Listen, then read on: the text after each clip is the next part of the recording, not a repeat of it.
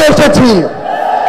আমরা এই অন্তর্বর্তীকালীন সরকারের কাছে মৌলিক সংস্কারের নিশ্চয়তা চাইতে এসেছি। আমরা আমাদের অসহায় শহীদ পরিবারগুলো, একমাত্র অবলম্বন হারানো শহীদ পরিবারদের পুনর্বাসন চাইতে এসেছি। আমরা আমাদের আহত যোদ্ধাদের তাদের প্রয়োজনীয় চিকিৎসা নিশ্চিত করার অধিকার চাইতে এসেছি।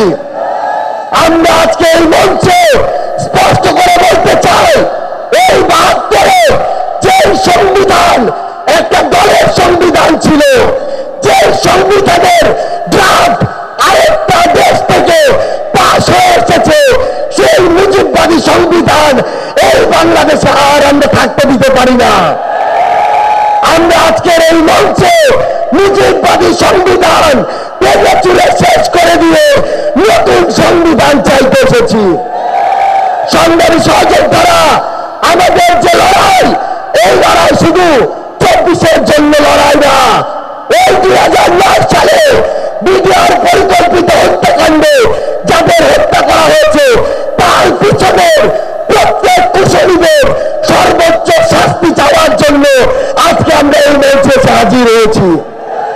এই শাপলা চত্বরে ১৩ সালে যাদেরকে নির্মমভাবে হত্যা করা হয়েছে, তাদের পিছনে যারা কাজ করেছিল, সে সকল খুনিদের বিচার চাইতে আজকে আমরা এই মঞ্চে এসে দাঁড়িয়েছি। বাংলাদেশের আপনাদের ছাত্র জনতা, আমাদের সংগ্রামী সহযোদ্ধারা, আমরা শুধু আপনাদের স্পষ্ট করে একটা জিনিস বলি, এই বাংলাদেশে যেমন ইসলাম ফোবিয়ার জায়গা হবে না, ইসলাম বিদ্বেষের জায়গা হবে না। এই বাংলাদেশে আমরা যেমন কোন জঙ্গিকে দাঁড়াতে দিব না, তেমনি কোন জঙ্গি নাটকও করতে দিব না।